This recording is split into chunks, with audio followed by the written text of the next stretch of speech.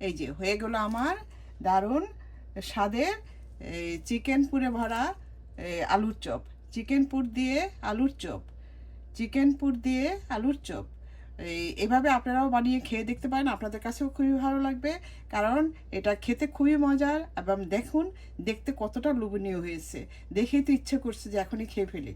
তো যাই হোক, এভাবে আপনারাও বানিয়ে এই লোভনীয় আইটেমটা আপনারা বানিয়ে খেতে পারেন, আপনাদের কাছেও অনেক ভালো লাগবে। আর যদি ভালো লাগে আপনারা লাইক শেয়ার কমেন্ট করে আমার পাশে থাকবেন, আর শেয়ার করে দিবেন আপনাদের পরিচিত বন্ধু বান্ধবের মহলে, যেন সবাই দেখতে পায়। তো আর এরকম মজার মজার আইটেম নিয়ে আবার আমি হাজির হব দিল্লিস কিচেনের পক্ষ থেকে। ততক্ষণ পর্যন্ত আপনারা ভালো থাকবেন, সুস্থ থাকবেন, আর আমার জন্য দোয়া করবেন। আল্লাহ হাফেজ। সবার রমজান যেন সবার মানে সুন্দরভাবে এই রমজান, বাকি রমজানটা আপনারা কাটিয়ে তুলতে পারেন, সেই দোয়াই করি। আমার জন্য আপনারা দোয়া করবেন। তো আল্লাহ হাফেজ, বাই, আসসালামু আলাইকুম। এই যে স্বাদ মতো লবণ আর চিলি ফ্লেক্স দিয়ে আমি এটাকে মাখিয়ে নিব। আমি এই যে এখানে 1 চা চামচ চিলি ফ্লেক্স দিয়েছি, কারণ এটা একটু সামান্য ঝাল হলেই খেতে ভালো লাগে। এই যে এখন এভাবে ভালো করে এটা মাখিয়ে নেব। এই যে আমি এখন চিকেন দিয়ে চিকেন আর আলু দিয়ে একটা আইটেম তৈরি করার জন্য আমি এখানে এই যে আলুটা আমি হাতে করে এভাবে সুন্দর করে এটাকে এভাবে মসৃণ করে নিতে হবে। করে তারপরে ভেতরে এই যে এরকম চিকেন পুর দিয়ে নিতে হবে। পুর দিয়ে তারপর এটাকে সুন্দর করে আমি ওভেল শেপ দিয়ে মুড়িয়ে নিব।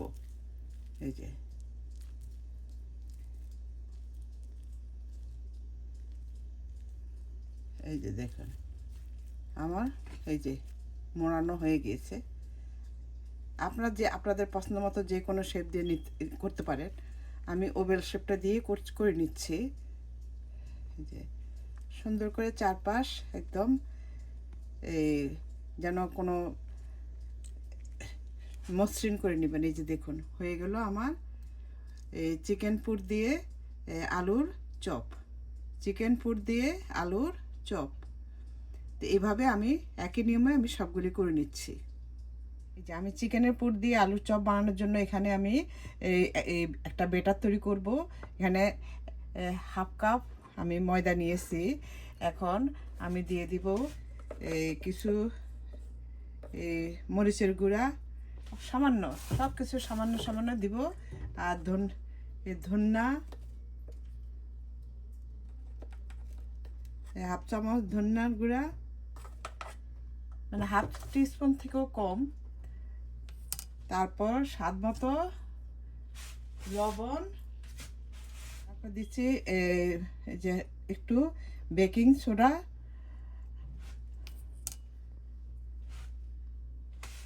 আর দিচ্ছি একটা ডিম।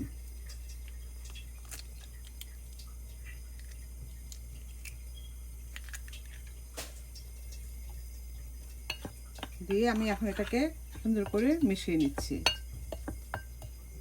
এই বেটারটাকে। এই যে এখন আমি আস্তে আস্তে একটু পানি দিয়ে দিচ্ছি।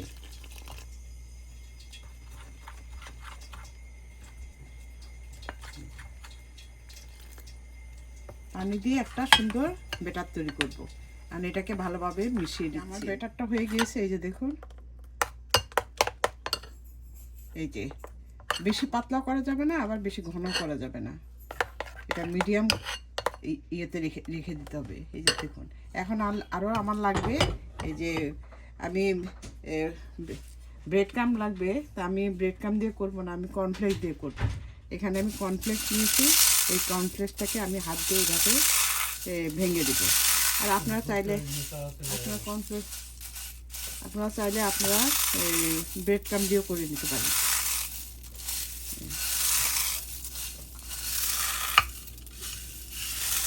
আমার কর্নফ্লেক্সটাও এই হাত দিয়ে এটাকে ভেঙে নিয়েছি। আর এই যে দেখুন আমার এই সবগুলি চিকেন পুর দিয়ে আলুর চপটা বানানো হয়ে গেছে। এখন পরবর্তী স্টেপ। কিভাবে এটাকে করব, আমি এখানে এই যে যে ব্যাটারটা তৈরি করেছিলাম সেই ব্যাটারের মধ্যে চুবিয়ে, এই যে ব্যাটারটার মধ্যে দিয়ে দিচ্ছি। এই যে এভাবে চুবিয়ে, এই যে দেখুন এভাবে চুবিয়ে তারপর কর্নফ্লেক্সের মধ্যে আমি গড়িয়ে নিব। এই যে এভাবে সুন্দর করে গড়িয়ে নেবে। এখন আমি আরেকটা করে নিচ্ছি। এই যে কর্নফ্লেক্সের মধ্যে এখন এটাকেও সুন্দরভাবে গড়িয়ে নিচ্ছি। এই যে আমি আপনাদেরকে দেখিয়ে দিচ্ছি। এই যে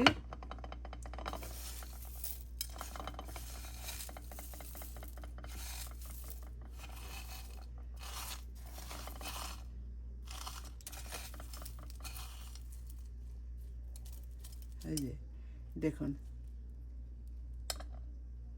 এইভাবে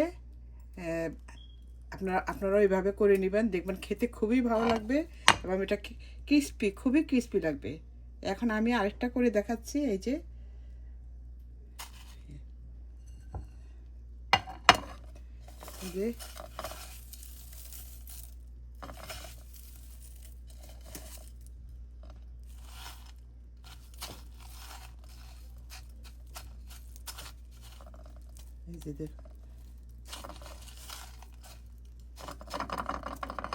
আমার হয়ে গেল আরেকটা। এই যে এভাবে সবগুলি আমি করে নিব, একই সিস্টেমে আমি সবগুলি করে নিচ্ছি। এই যে হয়ে গেল আমার চিকেন পুর দিয়ে মজার একটা আলুর চপ, চিকেন পুর দিয়ে মজার আলুর চপ। এখন এটাকে আমি ভাজবো। আর এগুলি আপনারা চাইলে একটা কন্টেনার বক্সের মধ্যে আপনারা ভরে তারপর এটাকে ডিপ ফ্রিজে রেখে সংরক্ষণ করতে পারেন। বেশ অনেক দিন রেখে রেখে খেতে পারবেন। যখন মন চাবে তখনই মেহমান আপ্যায়ন, শুধু রোজা না, এই মেহমান আপ্যায়ন আপনারা যে কোনো বিকালের নাস্তা যে কোনো সময় আপনারা এই আইটেমটা বানিয়ে খেতে পারেন। তো আসুন এখন তাহলে আমরা ভেজে নিচ্ছি। যে আমি ভাজার জন্য একটা কড়াই বসিয়ে দিয়েছি। এখানে আমি মানে পর্যাপ্ত পরিমাণে তেল দিয়ে নিয়েছি। এখন আমি চপগুলি দিয়ে দিচ্ছি। যে আমার তেলটা কিন্তু গরম হয়ে গেছে, যে চপগুলি দিয়ে দিচ্ছি।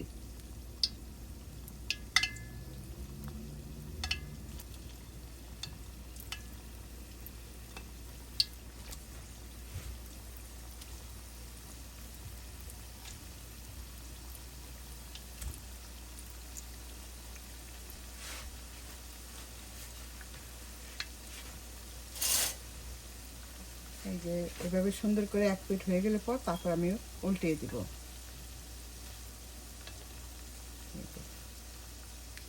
এই যে আমার এক পিঠ হয়ে গিয়েছে। এখন আমি আর এটাকে একটু ঘুরিয়ে ঘুরিয়ে ভাজবেন, তাহলে চারপাশ সুন্দর মতো এটা কুক হবে। এই যে দেখুন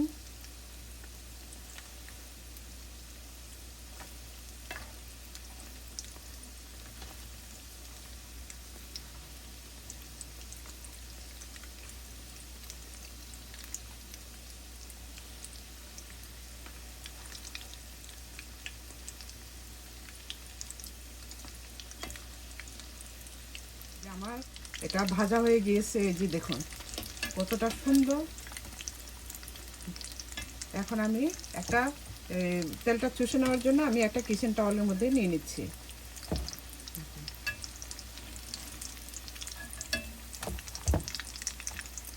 এইভাবে ভেজে আপনারা এটাও আপনার ডিপ ফ্রিজ করে রেখে দিতে পারেন। যাদের এয়ার ফ্রায়ার আছে ওরা নামিয়ে এয়ার ফ্রায়ারে গরম করে নেবেন, দেখবেন কত সুন্দর হয়ে যায়, একদম ফ্রেশ হয়ে যাবে।